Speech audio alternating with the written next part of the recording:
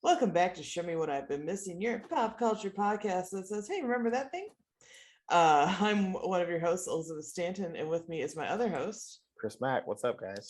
and we are working our way through Sex and the City, all the way from Yes. the beginning, tippy top of the show. Yes. And we're in the middle of season 3. We just watched season 3, episode 16, Frenemies. Frenemies. Now, are they the ones that coined this phrase, or was this phrase already around and I they just kind think it of was took it? coming around. Actually, that's Okay. a good question. I Googled something else before the show, but I forgot to Google frenemies. Now I'm curious. Yeah. I mean, because I feel like this show was, a kind of a cultural phenomenon at the time that it was, around. So I kind of feel like, because I feel like also too, like How I Met Your Mother, like it wasn't like, it was a kind of a cultural phenomenon. So there were definitely some phrases and things that came from that show that, people still use to this day. So I wonder if Well, that's it says it appeared as early as 1953. okay. Fair enough. Fair And enough. I feel like I've heard it off and on.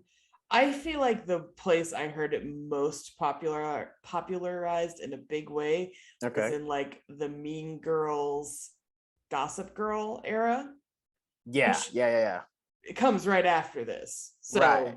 it could Right. have been like it kind of sets it up, and then those two Kind of solidified it put it through the into hoop or the whatever. Sports yeah. metaphors. Don't try them at home. That was really bad. Clearly, you never watched one sports event in your entire life. That wasn't even close to any sport that you were trying to explain. Yeah, you tee it up is what I was trying to kind of go for. Nope.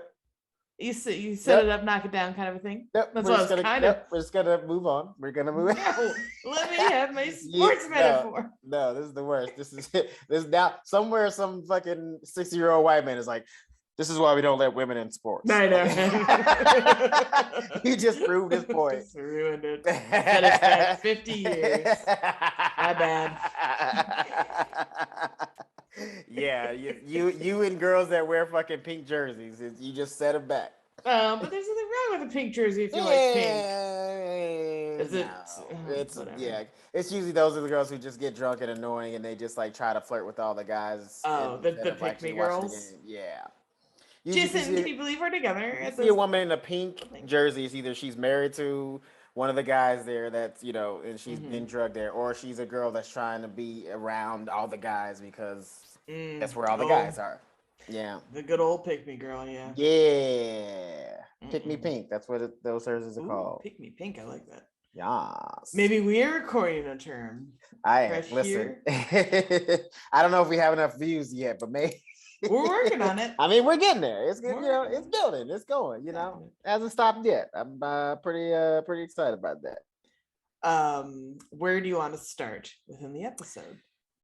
Well, I feel like we should go ahead and start with Samantha low-key, just because her arc this episode wasn't really. It's brief, but it intersects in interesting ways. It does. Here's the thing: she does impact a lot of the. She does impact a few stories, but it's just like they didn't really give her much of a storyline, which is kind of okay because I feel like the last 4 episodes, Miranda has had like nothing. So yeah, I mean, can we give her something to do in this episode besides just be funny? Yeah. So we see multiple times Samantha getting absolutely railed. Yeah. Destroyed. Like the Transcontinental Railroad that brought the country together. The spikes are being pounded. I had a problem with this though, and the only problem I had with it is the rolling bed. No. Yeah, was that thing on wheels? It was on wheels. It was like on a platform, like on a I think the implication was that she's getting rocked so hard it's moving, like the bed. Yeah, this bed's but a rock. You can do that with a solid bed that's not on wheels. Yeah. Who has a bed on wheels? That's like almost equivalent of a water bed. No one. Like, no one actually. I mean, here's the thing. I get the practicality of it as far as like, when you're trying to move things. I can understand like if you have a cleaning or whatever. Cleaning and whatnot, but like those things don't have a lock to them. Yeah, got some shims under there to keep. Yeah. Also, the apartment. I mean, I don't know. They never said anything about the guy that she was hooking up with, other than that he was good in bed because apparently he made her come 6 times one night. Damn. As you spoke about at the At the brunch, which is power to you, my man. That's a lot. Well done, sir.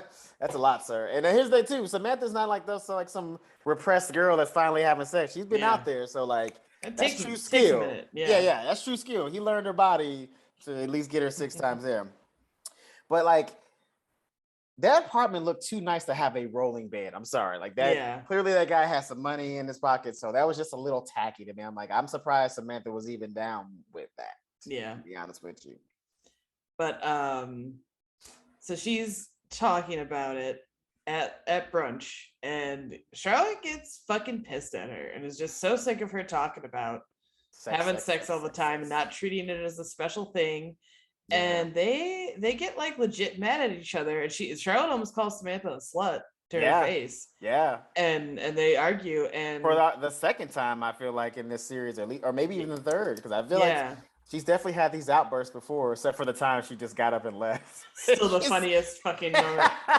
So funny. Still the best moment so far. She just didn't even want. Just wanted nothing to do with it. It's that moment, and then when she's like super wasted at that from the beginning of the season where they're at the fireman thing. Yeah. And she's like just dancing and super drunk. It's so cute. Yeah, man. Oh my god. Yeah, this episode. I mean, I feel bad for her because I know she was just lashing out at Samantha because she's like frustrated about the whole thing with her and her husband, which I kind of get. I mean, they've been married almost 6 months at this point. They still haven't had sex. Yeah, that's a long time. You know what I mean? Time. But so Charlotte stalks off, and Samantha's like, "You're uninvited," because Samantha got them all a reservation at Samba, which is like the hot new restaurant, super fancy, exclusive. Sure. I don't know, and it I would have assumed, could not be. Yeah, I don't know if it's even still there or real. It could be made up. I have no idea. Could be made up.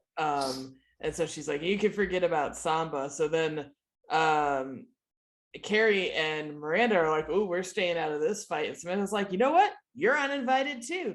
Peace out, motherfuckers."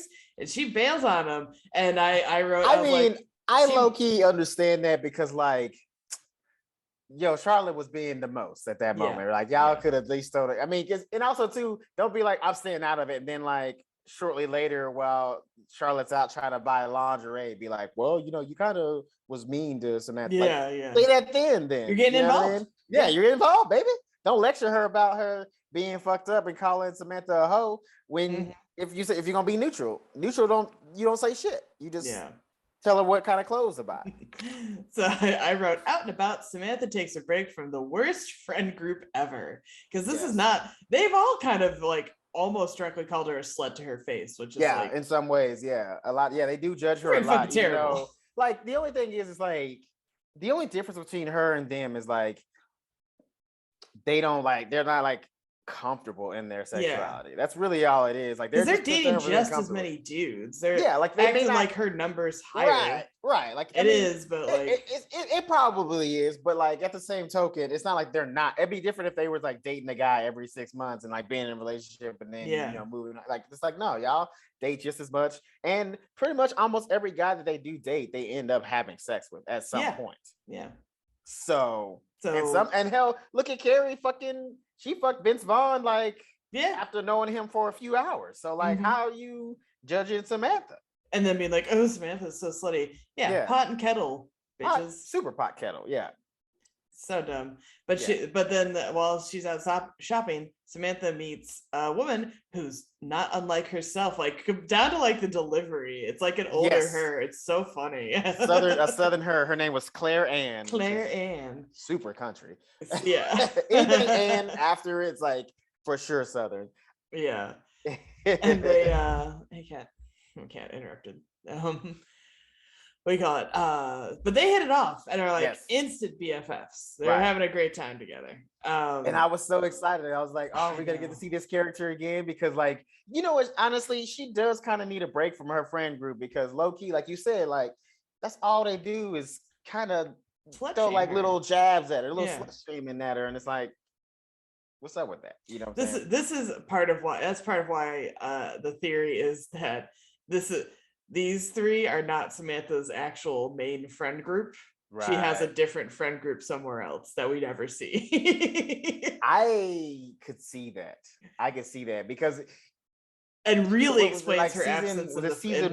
revival thing. That makes a lot of sense. Also, too, because like, was it? I think was it season 1 or season 2 where she had like those rich friends for a while? And she kind of tried to bring Carrie, but then was like, "Nah, you're not really cool enough for this."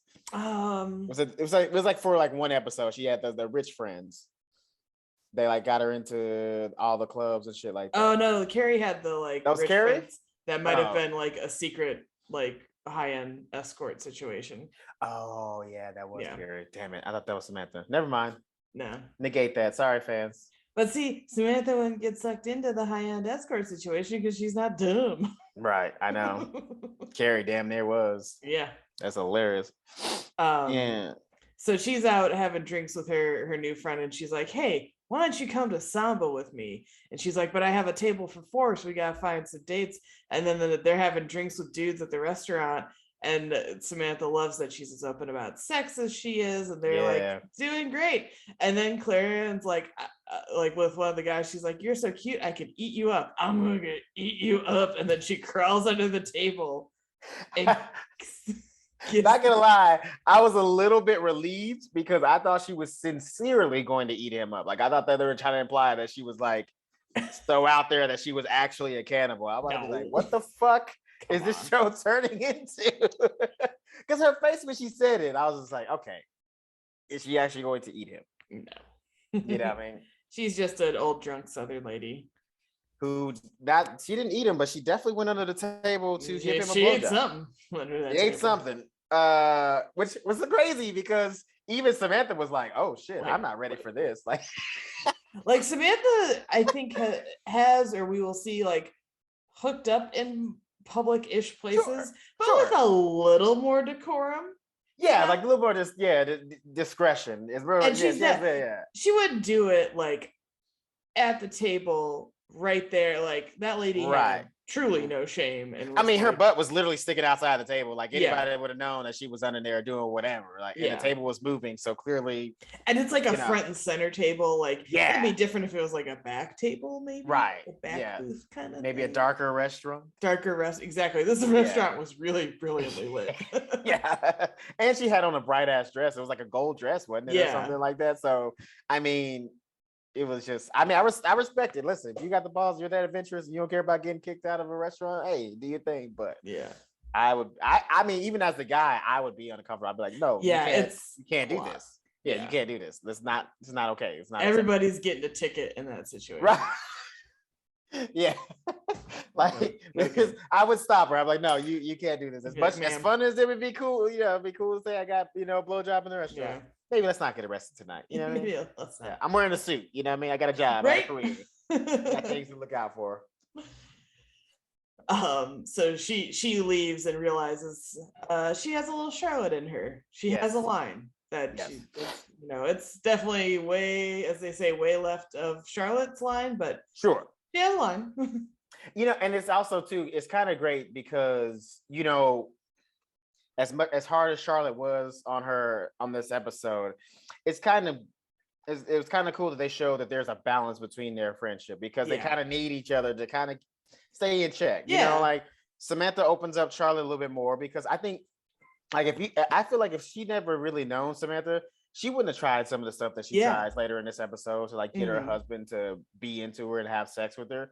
And that's because of Samantha. Samantha put those kind of thoughts, or even like open her world up to even suggest that she could try these things to turn her husband on. You know what I mean?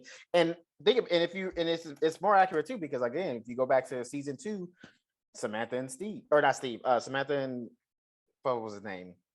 Small dick dude. I don't know. Whatever his name was. I can't remember the guy. Doesn't matter. Small dick dude. We just call him. She tried. Yeah, small dick penis guy. Yeah. She tried everything, right? She tried, and she talked to the ladies about all the things she tried. And I think that somehow subconsciously got into Charlotte's mind. She was like, I'm gonna try anything I can to get this man to be with me. Yeah. So. And it's kind of nicely true to life, because I think a lot of like solid friendships, you balance each other out. Yeah. Because if you're both exactly the same, then it can get tiring to be around. Not the other even person. that.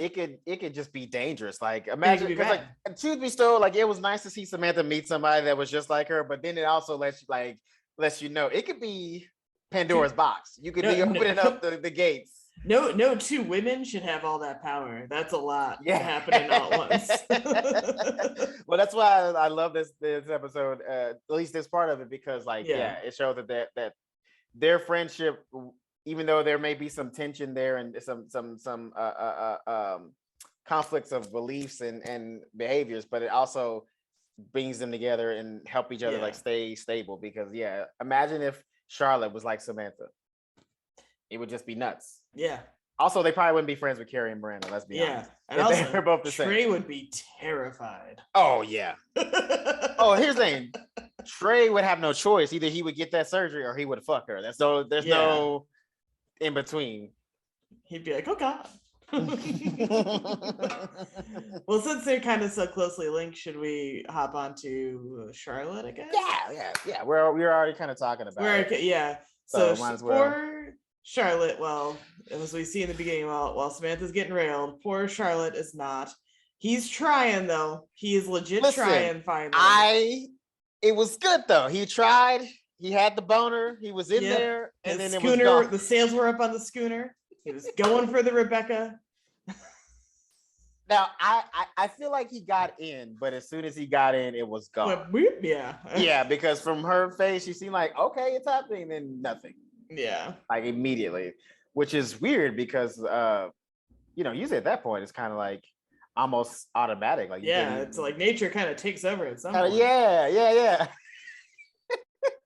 I mean, even if you're not even in the mood, it can, like, if you're hard and you're in, it's kind of like you can't even stop it from happening. Yeah, it kind of happens. Yeah, it's kind of happening. So anyway, continue.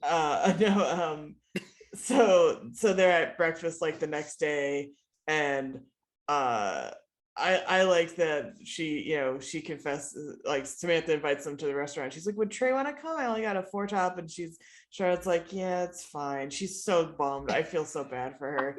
And then like it's so bad that when she's like confesses that she's been trying to, and then she kind of pauses and Samantha says, fuck. Yeah. And poor defeated Charlotte just goes, whatever. Like she can't even fight it in that moment. She's so bummed. Well, also too, like, why she's really like mad at Samantha? Samantha's trying to help me. She wasn't mad at her in this scene. She was just like, yeah, just defeated. Not fucking. This is bad. Yeah. And then she talks about like she's so frustrated because she almost masturbated in front of him, next to him, and that made her feel ashamed. But like she's legit confused because she says he'll watch porn or look at jugs and totally jerk off and be fine, but he will not have sex with her. And Samantha calls it. She's like, it's the Madonna whore complex, and it is a real thing where like a Freudian thing where some men can only see women one of two ways. You are either like a Madonna to be admired, like a virginal, pure being, or you are a sex object, and and never the twain shall meet. They have a hard time reconciling it, and often are very cruel or bad to the quote unquote horror end of the complex. But it's also like someone, I was reading the Wikipedia on this, they kind of brought up like as modern feminism bloomed, it kind of drove out the worst parts of both ends of that spectrum, so that like you get no respect at all as a woman. I have actually heard of this concept because there are some men out there that will like have a wife and then like a side piece, and they'll do all the nasty shit with the side piece, but then like with their wife they only like have sex with her face to face, very like simple, plain, vanilla style, missionary, and then that's it. And that's exactly what it is. It's a weird, like, I don't know the full like Freudian explanation, but it is like a weird divide in a lot of men's brains. It gets into like Oedipal stuff, with like maybe how your mom was and all that kind of thing. Yeah, from what I understand, though, usually that only comes into play after a woman has given birth. There's when they kind of There's see, that issue too. Yeah. you know, like, oh, that's the mother of my children. I'm not gonna like. I'm not gonna degrade the mother of my children, Yeah, but I will yeah, degrade this random woman, which is right. Pat. Don't you can't. Don't Neither do are that. good. Neither way are good. Neither is good. Like, it's good that you appreciate and respect your wife, but also like maybe she wants to have sex that way. You know what I mean? Clearly, because Charlotte would say Charlotte when she meets her, so she meets up with her after she fights with Samantha, she meets up with her sorority sisters from college. Yeah, and she's just like, I want to get fucked. Yeah, and she's like 3 martinis. I love drunk Charlotte so goddamn much. She's like 3 martinis in at this lunch. She's like, yeah, just like, she's like, if my husband won't fuck me, and I want to get fucked so goddamn hard, like my head's hitting the headboard. You guys feel me? And they're like, Charlotte, this is lunch. What are you talking about? Right, dude. Oh my god, it was so funny. I love that they both, like Samantha and her, got to see themselves in each other's eyes, because they, like, in this moment, like, just like Samantha saw that Claire was like you know, there's a limit to like how free you want to be with your sexuality. Charlotte got to see like how much of a prude she actually is not. Yeah. Like it's like, it's crazy that like to those women she's a Samantha, when like to us we're like, she's the prudest one of the 4. And also too, they're freaking out. She's talking about her husband, not some random guy she ended up with. Her husband that she wants to have sex with. That's like the most like plain Jane thing to do. Like, oh, I want to fuck my husband. Yeah, that's waspy repression for you though, right there. Right. But they're all also, I wasn't sure where the scene was going, because they were all also going, Trey is so hot, like they were looking at the wedding photo or a photo of him, and they were like, he's so handsome, can I trade my husband in for him, and I was like, oh, are they gonna like do like a weird, what's happening? And then when she's like, I want that man to fuck me, they were like, whoa. Right, they're buying into the Madonna whore thing too, where they see themselves as, you know, clean, virginal, or not virginal necessarily, but, you know, clean, upstanding, you know, whores are whores, and you throw them in the gutter or whatever. We're upstanding society women, and we do not discuss sexuality, especially in public, let alone at all, you know. I've dated a woman like that. It's very frustrating. I can imagine. You know what's the crazy thing is because I bet in the same way that this woman that I dated was, these women are probably the same way. It's so funny that they act all like, oh, we don't discuss that, blah, blah, but then they be the most like disgusting in bed. I swear to God, this girl was like freak of the week every time we had sex. But then like, if I would like touch her butt in public, she's like, don't do that. That's inappropriate. I'm like, I was at a party, and we're playing Cards Against Humanity, and I was a little surprised we were playing that game because it was a heavy church-going crowd. They're all nice, they're all cool, you know, cool. They threw down some of the nastiest cards in that game, and I was like scared. I was like teamed up with someone because it's such a huge group, and he was kind of on the same wavelength as me, where like, oh, it's like a church group, maybe we shouldn't like for the cum card if we can avoid it, you know, that kind of thing. We're like, maybe this one, and we're just like, oh, this is kind of funny and like our own kind of nerdy thing. And they were like, you know, it's a cum fountain, like, or whatever the fuck the card, those stupid, you know, dirty cards are. And I was like, isn't one of you like a pastor or some shit? Hilarious. What the fuck are you doing? And like, I was like horrified because I'm like, not that church people can't be, you know, freaky, but like, I don't know, I just assumed it was a cleaner crowd, and no. Yeah, it seems like a lot of times too with people like that who are sexually repressed, it's really not the sexual part that offends them. It's the idea that you're not keeping it a secret. Yeah. That's really what seems to offend most of those people, is that you speak openly about it, when I guess in their world sex is supposed to be private, which to a certain degree I understand that, you know what I mean? Like I don't want to hear gritty details of how you had sex, you know what I mean? Like, but like just telling me you had sex is not gonna make me go, you know. You know. I did write that Charlotte was adorably graphic about wanting to get fucked really hard at that lunch. She said she wants to get fucked. She's like, you ever want to get fucked so hard that your head hits the headboard and it feels like it's gonna explode? Like she was very she was explicit. she was explicit, and it was very hilarious. explicit. Which is also another thing that like turned her friends into, they were just like, I mean, and to be fair, she was kind of saying it really loudly for like other tables to hear. Yeah, she was not subtle. Yeah, I kind of get a little bit of the pushback, but not all the way. Like she just talking about her husband. I like too the like kind of parallel that both of those things happen at restaurants in public with Samantha's friend failure and Charlotte's friend failure, where it was like, I think this is the place where I want to be, and it's not. It's with the back with this other original friend group, so to speak. But Charlotte does get some sexy lingerie. Yes. And tries it out, and he's like, "What are you wearing? You're my wife." And I was like, he was mad. He's like, "What the fuck is that?"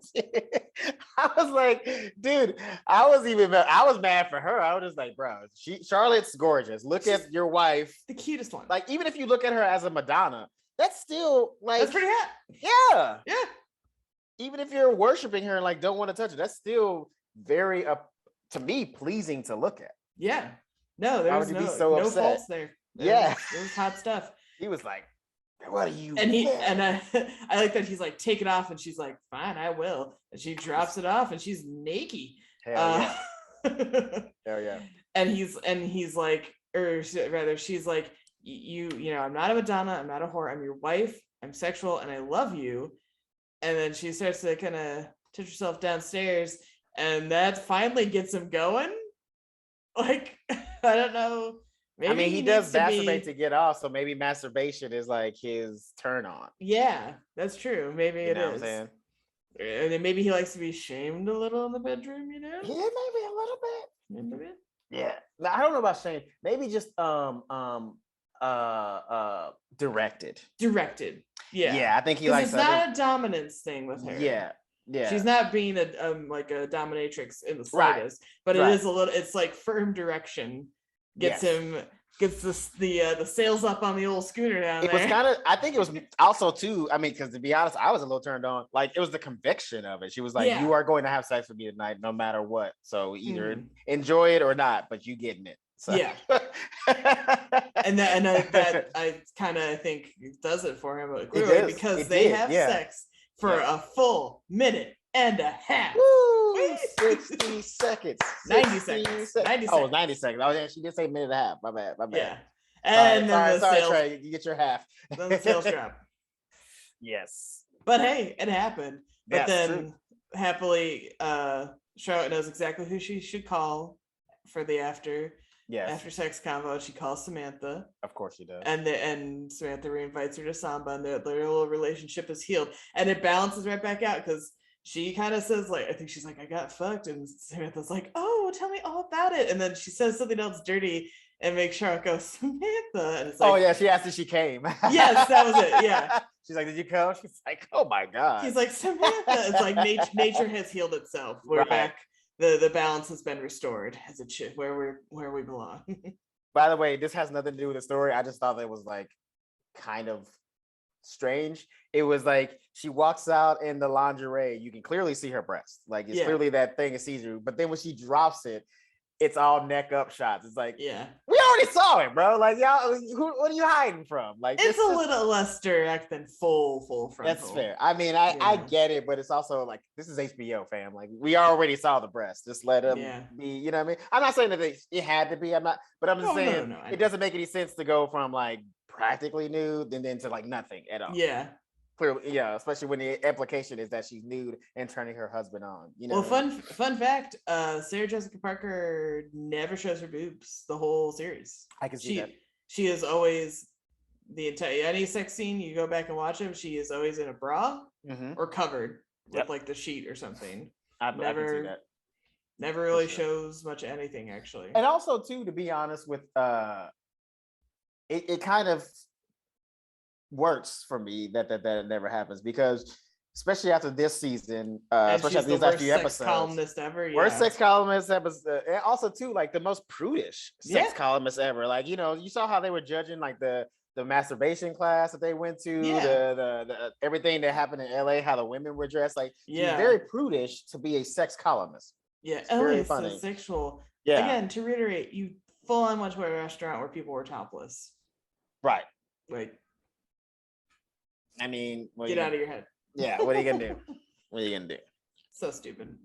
But yeah, but I like that their relationship is healed. Yes, Yeah. all within one episode, but hey, that's how TV works. Listen, that's how it works. Also, too, there was a good patch at the time. I mean, it was like a couple of days. It wasn't like just Yeah, it right wasn't away, like you know? instantaneous, but Yeah.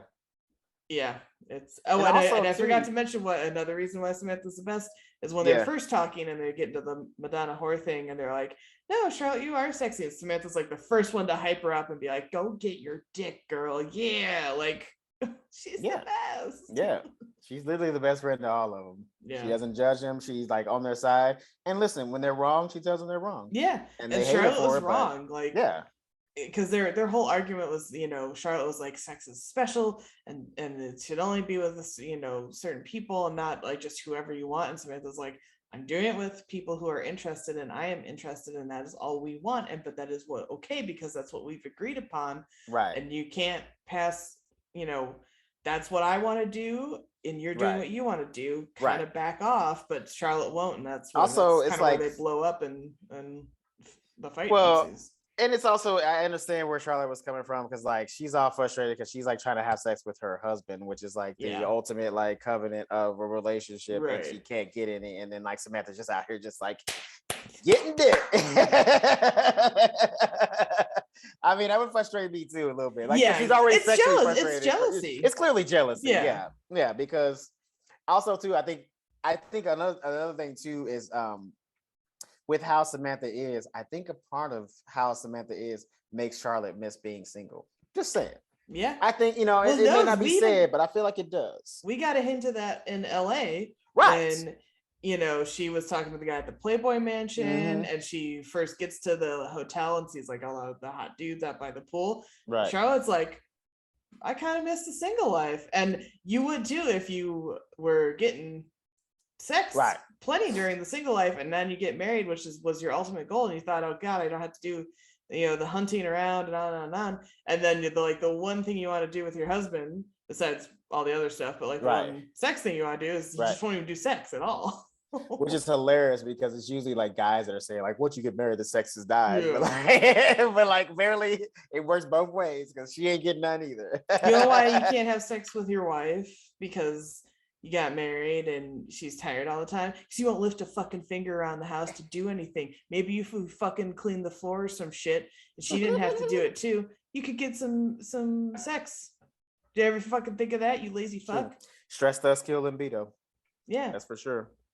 She's already doing all the emotional labor, my guy. How about you fucking lift him up?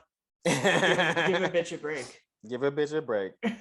Merch. Give a bitch a break. That's for sure merch. Who do we go to now? Why don't we do Miranda? Yeah. No, I feel like we should maybe save hers to the end because hers might be more interesting than Carrie's. Yeah, actually, yeah, let's do Carrie because Carrie is, her thing is she's like, you know, in the beginning of the episode they're going on about like everybody's kind of new routine, and Carrie's is like, I'm staying in and working. I was like, fucking shocker, you're actually working. I'm proud. Again, I still don't fuck with her, but I am proud of her in these episodes because she is actually taking the time to like work on her. I mean, she ain't really doing much work, but she's trying to work. At least taking the time to try, in theory, try to work on herself. She's not really interested in any guys. She hasn't really dated any guys. You know, she was like messing around with Vince Vaughn in LA, but that was clearly just like a little fling thing. She messed around with the comic book guy and all comic book guy, was weed. Yeah, and chicken. Slave chicken. Yeah, we're bringing it back. Merch, baby. Slave chicken. Slave chicken t-shirts coming soon. No, we're not.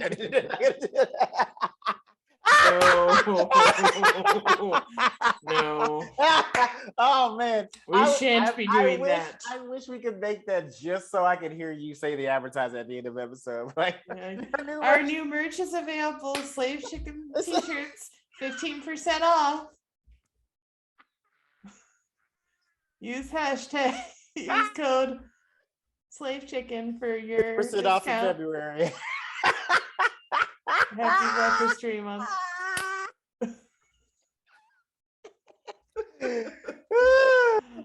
Fuck. All right. Anyway. So Carrie's working on herself right now, and I think that this is kind of great for her character because, usually, at least in the past that we've seen in her behaviors, is like she breaks up and then or has like a bad thing happen with some guy, and then she goes to like a 20-something, and then she, like falls into another bad relationship, and then dates another 20-something, and it's like kind of this pattern. And clearly, she's like not really into doing that anymore. So she should actually become better. Yeah, it's a much better thing. Or at least just take some time off. You know what I mean? Like she's done with, I mean, she did go through a lot in the last, mostly brought on by herself, but she has gone through a lot in the last few months. So, take a breather. Because even Miranda, when they're talking about the class, she's like, I'll get to it because actually I'm jumping the gun. But part of what she's working on is she's going to be teaching how to find a man at the Learning Annex and teaching a class. And so she gets the class and it's packed, and she starts her little like spiel, and it's the most generic shit ever. It's so lame. She's like, there are millions of men on this island, and don't you worry, just go out your front door, you'll find one. And then someone rightfully asked the question, could you fucking be more specific? Like, fucking how? Right, yeah. Like, just go outside and the man's gonna like fall into your lap. Is that what that's basically what her lecture was. It's like, just go outside and a man will come up to you and you're good, right? Yeah, that's all it takes. That's it. That's all it takes. You just go outside, just let them see you. That's all it takes. Fuck, if that's all it took, I wouldn't be in a like combative relationship with my cat right now because I won't leave me alone at night. Like, seriously. Well, it's so funny because this is how something like this would work. Like somebody, because it's like the same thing. I feel like it's the same thing that happened to me with like certain jobs that I had. Like, because I used to put that I was a comedian on my resume, and so like immediately anybody like in customer service or like sales, they'd be like, "Oh, you're a comedian. You like people. Sell my shit." And it's like, no, I fucking hate people most of the time. Like that's why I'm funny. That's why I'm a comedian. Like I don't have to deal with them for short periods of time, and then I can just leave. I make them laugh, and then I'm gone. Or I may shake a few hands and shit like that. And I'm not saying I really don't like people. Of course I like people. But like, I'm not trying to deal with people all day, every day. That's not what comedians do. They're like, oh yeah, you're a comedian. You're a people person. And then they're like, oh, sex columnist. She knows about dating. No, she doesn't actually. She doesn't. Most of her articles are going off of like things that have happened either to her or her friends, like bad things. And then she kind of writes about them.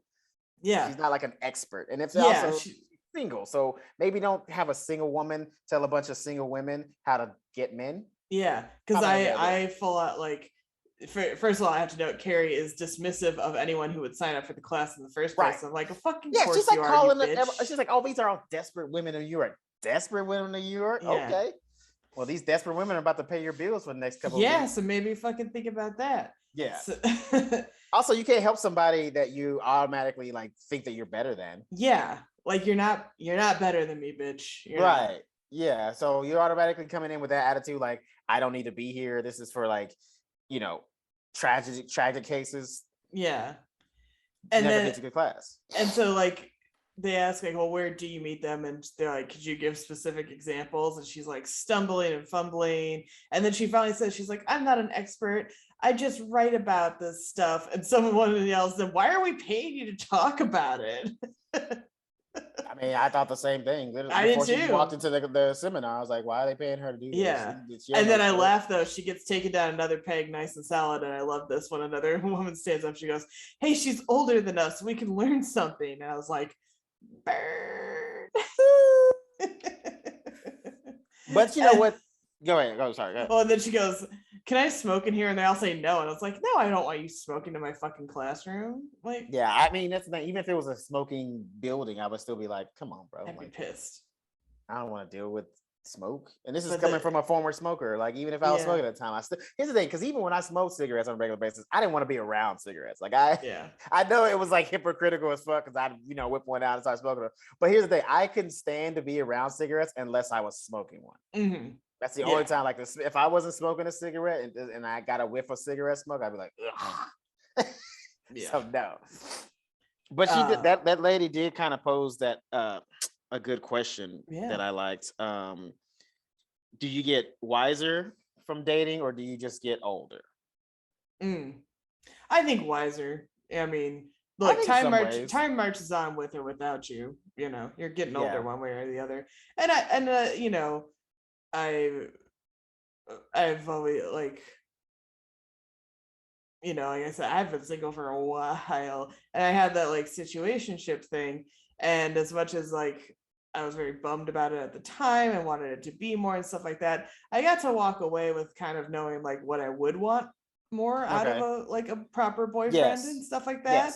And I was like, and I wouldn't necessarily know that for sure if I hadn't kind of, I don't know, fucked around and found out, basically. Yeah, I mean, in the best way, in more or less the best way possible. It's trial and error, so you do kind of get a little wise. But I think my thing is like, I sometimes when like friends and stuff like that ask me for advice, I hate trying to give it to them because it's like I know the things that work for me, but that doesn't necessarily mean it's going to work for you. And I know the things that I want in a relationship, like you saying yourself, but that doesn't necessarily mean that my desires and my wants and my needs in a relationship are going to be the same as yours. So like I feel like also me giving you advice might be setting you up for potential failure as well, because I only know what's best for me as far as, or at least I would like to think that I'm through my trials and errors and dating and, you know, breakups, that I'm figuring out what's good for me and not for somebody else. Yeah, because like I've gotten advice like go on the apps, and I'm on the apps and I'm not having a lot of luck. I'm getting like conversations, but then we're never kind of pull the trigger on meeting.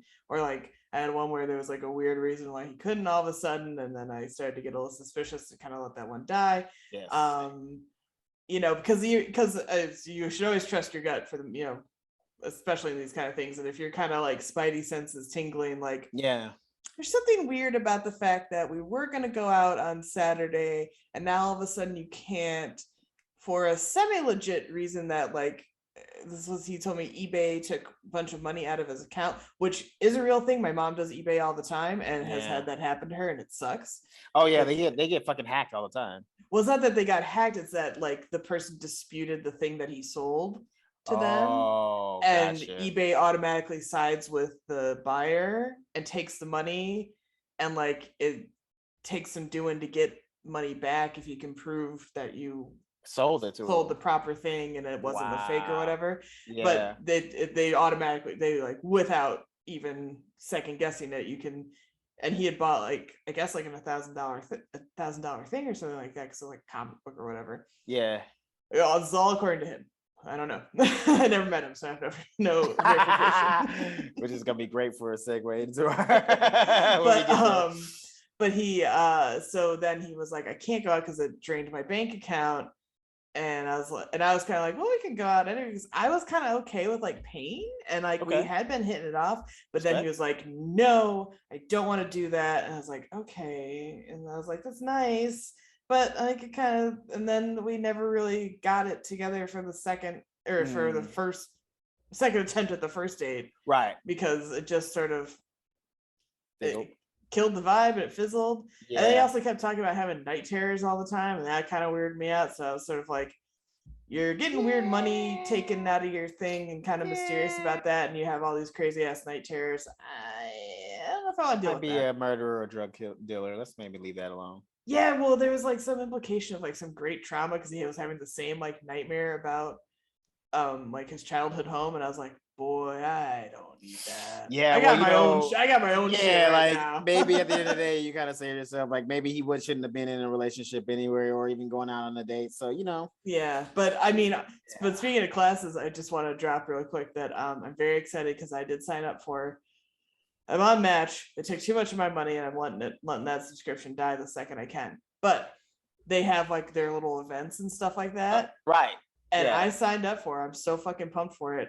A haunted like Hollywood walking tour. Yeah. You told me about that. Yeah, I can't wait. I'm so excited. First of all, I don't think I'm gonna meet any dudes in it, because I feel like it's gonna be mostly women who sign up for that thing.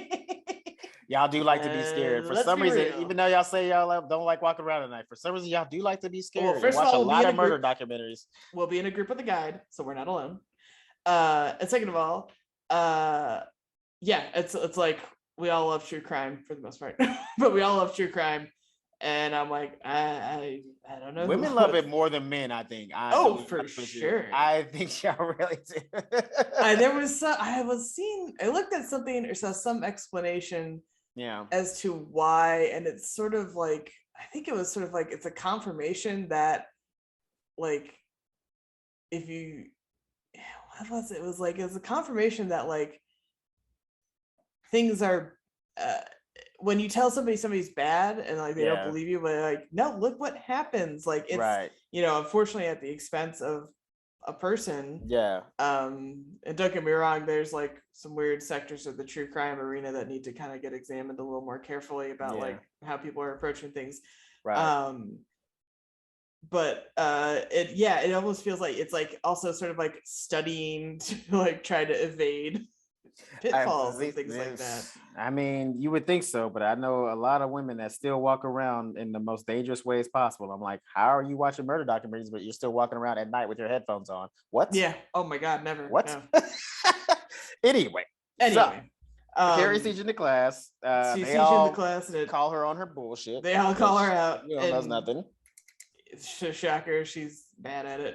And she goes back the next class. And there's like first she decides she doesn't even know she wants to go back and teach the class anymore because she failed tremendously. And then she was like, they were demanding their money back. I was like, yeah, I would too. Yeah, I would too. You didn't do anything. Yeah, I paid for a class. You taught me nothing. I think that rates me getting my money back for sure. Because like I can ask like coupled up or married or taken away, whatever I call them, female friends, like how they met their partners, and I do it all the time. I've asked like, I'm like, it's the Eliza Schlesinger joke where it's like, tell me where you found your man, like, teach me your ways, witch, like how do you find them? Like, which is totally, because I'm genuinely curious how people meet, because I'm like, is there something I'm kind of not thinking of that might be like more social, not necessarily like I'm expecting the exact same results, because that's crazy. I wouldn't, but I'm like, okay, so this couple got together. How did they get together? How did they meet? And like, sometimes it's like, oh, friends. Sometimes it's an app. Sometimes it's a thing. So it's like, oh my God, I'm doing like fucking all of that and still nothing. God damn it. Fine. But there is no formula, honestly. Like I've said 100 times, totally down for a matchmaker. Matchmaker, make me a match. Find me a catch, man. I'll pay somebody. Fiddler on the Roof this shit. I can't do it anymore. I'm tired. I mean, honestly, I mean, I'm not single at the moment, but it scares me a little bit to like go back to that life, because it is hard to be like, especially if you it's different. It's for me, like, I was never, or at least every time I'm single, I'm never really like truly looking. It just kind of like happens, right? Yeah. Which is the cliche shit. But like, honestly, but I know how hard it is, like, if you're looking for somebody. Like, and I'm not saying that like it consumes your entire day or nothing like that. That's not no. But like, if your desire is to be with somebody at some point, it can get the light at the tunnel can seem a lot further away. And also, frankly, with the pandemic, the kind of like social opportunities you had like 3 years ago are not really there so much anymore. That's to like, because you still at this point, as of this recording, people still aren't really going out and just like hanging out and going places and doing things. It's getting better. It's much better. Yeah, sure. And like I go to like pub trivia or whatever, but it's still like there's like a distance and stuff like that, and like all the profiles, the good ones anyway, so they're vaxxed and whatnot, and like that's important, like it's a whole, I mean, because if you're not vaxxed, we can't go nowhere, So she goes back to teach the class, and there's like 5 students. I put students. They're more like auditors. I feel like it's like auditing classes. I would be like, oh, I'm not paying for this. I'm just here. They're more like auditors, paid auditors, and but I will give her props, because she finally kind of figures it out. She's like, I don't know what the fuck I'm talking about, but what I do know is how to at least hit on a guy. And she takes them on a field trip and shows them how to like hit on guys, and she hooks them all up. Yeah, she plays wing woman for all of them Yeah. at the bar. She buys them drinks with the money she was getting paid for it, and is like, go ask that guy for a thing, which is like, it's a legit good idea, like as far as like how to teach that, because I know I can be shy and awkward, and I wouldn't necessarily have the balls to go up to a guy and be like, hey, like, and me hit on him. Right. So like, like a tipper, like, but like if you just tell somebody that in a class, it's sort of so abstract and you can't see it in action and see whether how it works or how you can change the approach or whatever. It's like too theoretical in a classroom. It's really one practical of those application, guys. It yeah, always practical works. application You gotta get out there and go do it. Yeah, try and like it, you know what I mean? And that's what the class is finally successful. Yeah. And I was like, man, she should be like, I'll teach this class, but you gotta give me like a drinks budget and let me go, to a bar with like honestly, a smaller handful of women each time, and like, because she's like, check out that guy, or he's checking you out, or like, introducing people and all that kind of stuff. Yeah. Truly, if she really wanted to help, this could just be like a volunteer type thing, and then like she, like I said, the money that she get paid, she used that to like take women out and buy them drinks, and I mean, she's not gonna spend all of the 300, because I mean, she is a pretty girl. Some guy's gonna eventually start hitting on her, and someone might and some guys might buy a pack of cute girls, some drinks and stuff like that. She's not gonna still make some profit. Yeah. You just, because really the only thing she is like, the only drinks she probably had to pay for that night was like the starting drinks, and then once she gets the ball rolling on like hitting on guys and shit like that, because let's say 7 people, at least let's say $10 a drink, maybe 15. You're only down like 100 at that point plus tip. You still got about $200 left. Yeah, you're good. If profit, that's enough to go towards your precious Manolos or what have you. Right. I mean, well, you also got to think cab fare, because she's gonna use cab fare. Because this bitch ain't riding the subway. No. That ain't happening. So I mean, she probably rolls out. You probably like, let's say 150. 150. So you're still going home with like 150 profit. Put that little piggy bank. Boom. You know what I'm saying? And if you're doing that class like once a week, hey, that's good money. You know what I'm saying? Make about $600 a month extra. Why not? Put that right in your 401k. That you absolutely do not have, Carrie. I was about to say, Carrie ain't got no motherfucking 401k. She's like, she has it like wadded up in a shoe in her closet, probably. Yeah. Like that's her. Yeah, she probably got a fucking shoebox full of cash, like an old maid. Although fun story. So I like, speaking of true crime and all that. Yeah. I like the My Favorite Murder podcast, and they do hometowns a lot, or like just interesting stories that people write in. And there have been multiple stories, and just people finding money in like clothing in strange places. Like in the news, there have been like someone found like $1,000 cash like in a coat that was in Goodwill, and they don't know who donated it. And the story on My Favorite Murder was someone, the like great grandma kept a lot of kind of ratty old shoes that had worn out, and then her husband was like, why do you have all these? And he one day finally chucked them all in like the trash fire, and she flipped out because that's where she'd been hiding money. Now here's why it's not stupid though. It's because women didn't have a lot of bank accounts. No. That's not. I'm not saying that's it's just like that sucks. Like it sucks. Like all that money just being burned. Yeah, because like another hometown thing I heard was like the girl was telling her grandma like, I'm engaged, and everyone's having a great time at like the announcement or whatever, and then the grandma pulled her aside and was like, make sure you have a separate bank account and like your own documents and shit. Don't ever become totally reliant, because he will fuck you over if he wants to. And it was said, but it's true. It's like it can be in some cases. Way too many women get in like those situations, and then things become joint, and then you're kind of totally subsumed, and then when you need to get out, if God forbid you have to, you're really more trapped than you want to be, and it's a very real thing. So that's not what Carrie's doing. She's just dumb and not using the goddamn bank. But there you go. But hey, I mean, if she was still in a situation with Big, she definitely. Well, she was never. She would have got, even if they got married, she would have came out on top of that anyway. Yeah, maybe, but she doesn't. Doesn't have a good lawyer, unless you count Miranda, I guess. But whatever. Oh, dude, Miranda would have did that shit pro bono. Come on, man. Yeah, I know. You know she would have. They are friends. They are friends. Speaking of Miranda. Yes. So More Miranda. Miranda humiliation. Oh man, I was like saying that too because I said earlier in this shoot I was just like, oh yeah, finally Miranda has something because they haven't given her anything, and then we get this story, which is great story, very interesting, but it's just like, damn, man, y'all didn't give her nothing, and then y'all kind of shit on her like this. This is fucked up.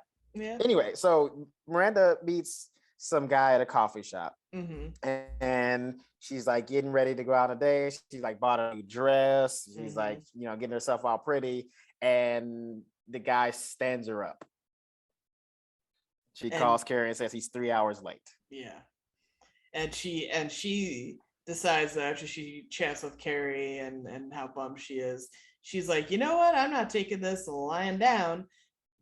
I have his card and it happens to have his home number. So she calls and his mom answers and she starts to go off on the mom about what kind of son she raised that would stand up a woman. And then the mom says he died. At first when she called and a woman answered and she was like, who is this? And she says who her name is and whatever. I was like, oh, he's gonna be married. Of course, that's why he stood up. He's married, probably got kids, probably like lives out in the fucking suburbs in like, Jersey or fucking Schenectady or some shit like that. But no, he's dead. He's straight up dead. He dead. He died. And like one of the worst ways to go too. Heart attack at the gym. Heart attack? At the gym. Fuck the gym. It's the heart attack part. Yeah. Like, fuck where he had it. That's like heart attack is one of the worst ways, most painful ways a human being can die. It's just sheer pain until you die. Yeah, it's bad. It's bad.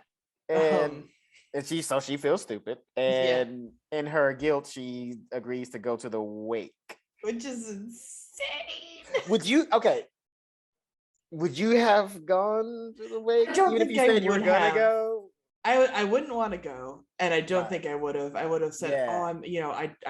My attitude would be like, I don't want to intrude. I did not know him that well. We had just met, and we're going to go on a date. It's not my place to be at this event at all. Right. I think that's insane that she went. Why would you? And took Carrie with her. I mean, you think she was gonna go by herself? You don't bring a fucking +1 to a wake. I'm sorry. It's not what you do. Well, first of all, if I'm a friend and you call me and was like, hey, you want to go to a wake with me? I'd be like, do I know this person? Yeah. Like, do we both know this person? If this is a mutual friend, yeah, I got you. Let's go. But like, right, of course, yeah. Clearly, neither one of us knew this dude. You didn't know him from. I know him even less. Yeah, and I know him way less than you. Yeah, I don't even know what he looks like. Yeah. And you brought me into that. So Miranda makes Carrie go to the funeral, which by the way, they were acting weird because like as they had to, go and view the body. Yeah. Carrie says, I've never seen a dead body before. I call bullshit.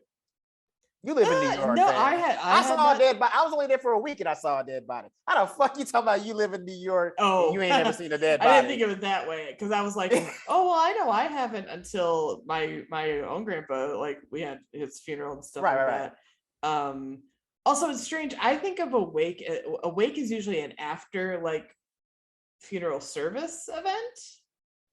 I thought it was always before. I thought it was before the funeral because it's both. You're right. Yes, sorry, you go and view it. The wake is like usually the day before the funeral or a couple of days before the funeral, and then you go to the actual funeral where the body is then buried. Yeah, that's right. I have it mixed up. But yeah, and so even if I agreed to go to this insane situation you dragged me into, I am certainly not stepping up to the body to see what he looked like. Right. I'm sitting in the way back. We're both sitting in the way back because we don't know him. And they were like all the family members sit up there in the front. And we're not sticking around for speeches. We're not. No, sorry. I'm not even signing the guest book, man. Not signing the guest book? Nope. Crazy. Nope. Absolutely not. But I'm definitely going to the after party because the food is free. Yeah. Absolutely insane. I mean, listen, if I'm already here, I might as well get fed. Yeah, because I love they do go and look at him and they're like, oh, he was cute too. Like, it's like, what the fuck? No, Carrie's like, oh, he was good looking. He was like, all right. And Miranda's like falling even more in love with him because he apparently had a will that like had like the plans for like what to do. Right. Like everything was already paid for. Yeah. And, everything was paid for. The wake after party. Yeah. Was planned and everything like that. I did the hospital gave me stuff to fill out about what in case the treatments didn't go great. Right. I never turned it in to get notarized or nothing, so I was feeling pretty cocky. But you have faith, baby. That's what I was feeling like I was like, I don't think I'm gonna need this. I don't think I'm gonna need to change this in. No, I respect that so much, man. Like that means you had positivity, because I know that's like the biggest thing they say helps you get through treatment. Yeah, like, no, but I was an abundance of positivity. And I also was not taking it. Well, I was trying to not take it seriously while I filled it out with my mom in the same room, which has got to have been horrible for her. But she just repressed the hell out of it, so I'll never know.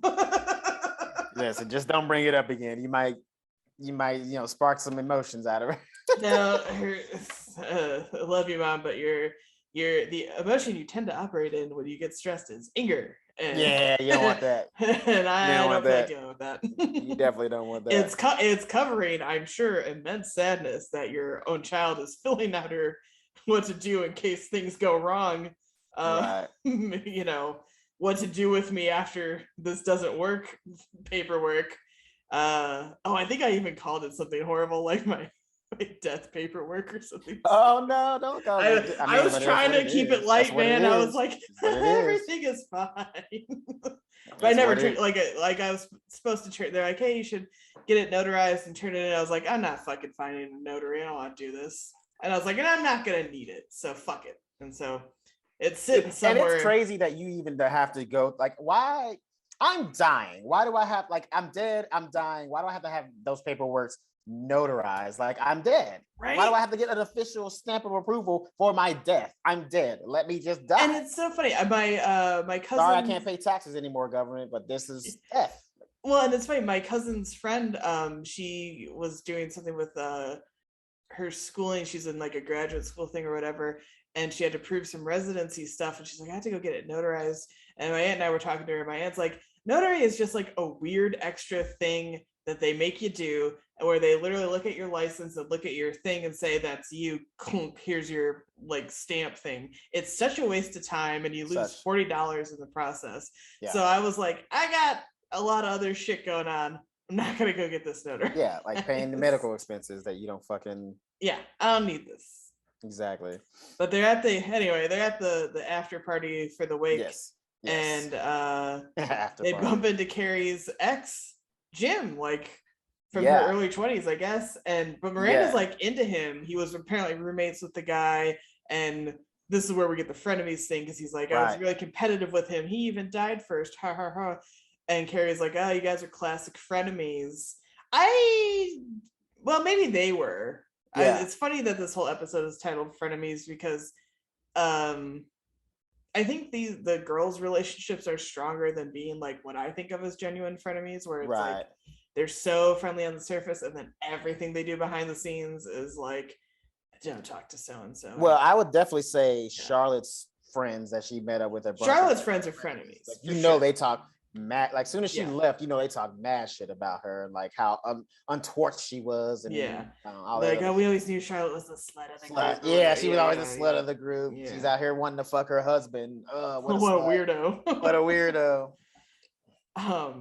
But then he kind of successfully flirts with Miranda, and she wants a date, and Carrie's like, don't do it. He's an asshole. Like, she's like, he seems great at first, but I dumped him because it clearly wasn't working out. And she's like, and he turned on like a dime. And then like she bails on the convo, and Jim comes back and asks her out. And and the whole episode, then the next time they're talking about it after Charlotte and Samantha fight, Carrie's like, she's supporting Miranda. She's like, I know you want to, but I gotta reiterate, he's an asshole. He's an asshole. Yeah. And they go out, and the date is lovely. Date's great. And so Miranda decides to try to convince Carrie that Jim has changed. He's a different guy. It's been 8 years since the last time they saw each other, which is fair. I mean, 8 years is a long time to change. You know what I'm saying? Like, somebody could definitely change. That's damn near a decade for sure. He probably changed a little bit. And so Carrie reluctantly agrees to go out with Jim, Miranda, and on like for drinks or whatever. Yeah, for drinks, just like see what I see that he's changed. He's a different guy. And how does that go? Poorly. absolutely bad. He So turned bad. into the biggest fucking baby. And I saw it coming low key because he was like, the little jokes that he was making towards Carrie seemed petty, like he wasn't really over the fact that she broke up with him. Yeah. You know what I mean? And it went from straight up like little jazz to straight up, you're a fucking bitch and I hate you, basically. Yeah. It's crazy. Yeah. Because I love that he's like, they're talking about whatever. He's like, oh yeah, you and your shoes. And she's like, I do like shoes. And he's like, yeah, they're useful for walking all over people. He had that shit locked and loaded. He was ready. Yeah, he was sitting on that for 8 years. Waiting on that. He was like, ooh, when I see this bitch again, I'm going to tell her how she walked all over me with her bullshit shoes. And also, then... Wait, hold on. Yeah. My question is, what kind of college student could afford shoes, like to go shoe shopping? Well, were they in college? That's what he said. They were in college when they met. He was the guy's college roommate. I 8 years ago, that's definitely college. That's definitely college. 8 years? Because you got to think about it. No, because they're in their early 30s. Yeah, they're 34, right? So 8 years? 30, yeah, no, 8 years is like mid-20s. Yeah. That's like college. That's when you graduate college. 18 to 22? Yeah. No, Carrie wasn't in college at that point. There's no way. She's not that dedicated to the student, and you know it. You can barely teach a class. I don't know. I don't know how long you got to stay in school to be a journalist. I don't know. Like 4 years. Yeah. But so I pictured the 18 to 22 for her for college. But even then, I thought she was just like a party girl in New York in the 80s. I didn't even think she went to school, but I could be wrong. Yeah, I got the impression they were like in their wild early 20s youth. Fair enough. I can go with that. Either way, still be even in your 20s, you're going shoe shopping like that. She must have been broke as fuck back in the day. If you're shopping in your 20s, because ain't no way she was like as famous, or not famous, but as like successful of a writer as she is right now. There's no way. There's no way. She's also like just dumb with money. So. Yeah, she was probably like writing obituaries and getting paid like $50 for one of those. You know what I mean? But Miranda's a good friend, comes to Carrie's defense, dumps the asshole right on the spot. And Carrie does get to say after the fact, I told you. Told you so. Yeah, he was an asshole. He was an asshole. He definitely proved that. I kind of knew that was going to happen, but I was kind of hoping, just a little part of me had a little flicker of hope. I was like, he's, because she was talking about like he had hair down to his ass, he could sit on stuff like that. He was in a band. Clearly, he had a realization that the band sucked and he sucked in it, and that the hair was stupid and he had to get a real job. I cannot picture that man with hair down to his ass. It's crazy. It would be insane. But that's how it's kind of how it is. Like people change so much because you know what I'm saying? Like think about it too. Like you probably saw yourself at 22, you probably be like, that's not me. Yeah. You know what I mean?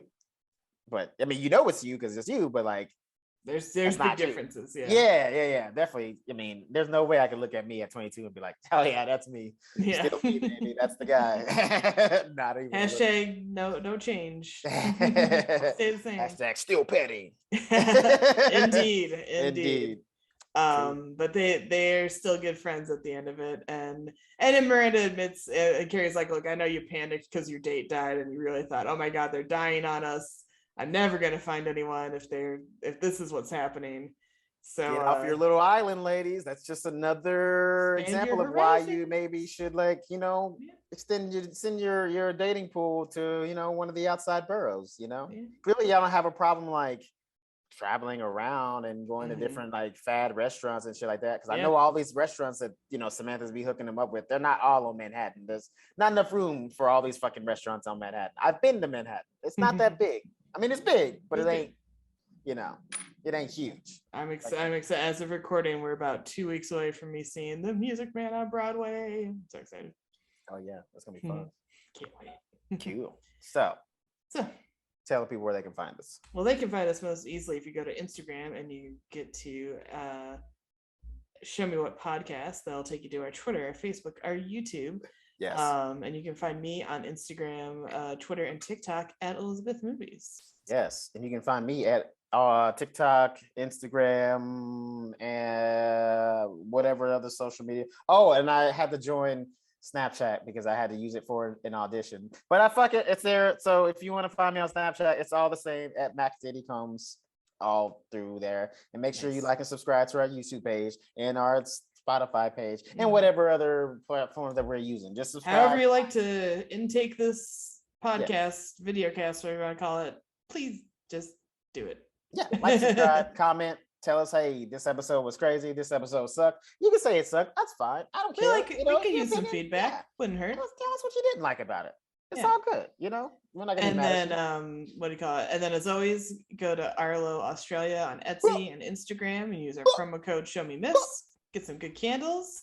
Yeah. They're organic. They're lead-free wicks, right? So soy, all natural soy wax. Yes. Soy wax. Yep. Yes. They smell amazing, as I've always said. They smell better than Bath and Body Works because I think they're using real scents and not whatever bizarro sugar cookie insanity. Yeah. Sorry, we're never gonna get the Bath and Body Works sponsorship, and I don't care. No, because I don't want it because I don't stand by the product. That probably tells me we can't talk about Sex in the City anymore. Talk about pillows in the city. talk about our plush pillows. Find the Bed Bath and Beyond fucking. Did I say Bed Bath and Beyond? I meant Bath and Body Works. Sorry. Either one. All of them. Fuck them. They're just gonna ask us to find their products in the show, and then we have to talk about that for the entire time. Like, if you look at Carrie's nightstand, you'll see. Nah, fuck that. But what you should want and you should get is Arlo Australia candles. Yes. And in the meantime, we'll see you next week.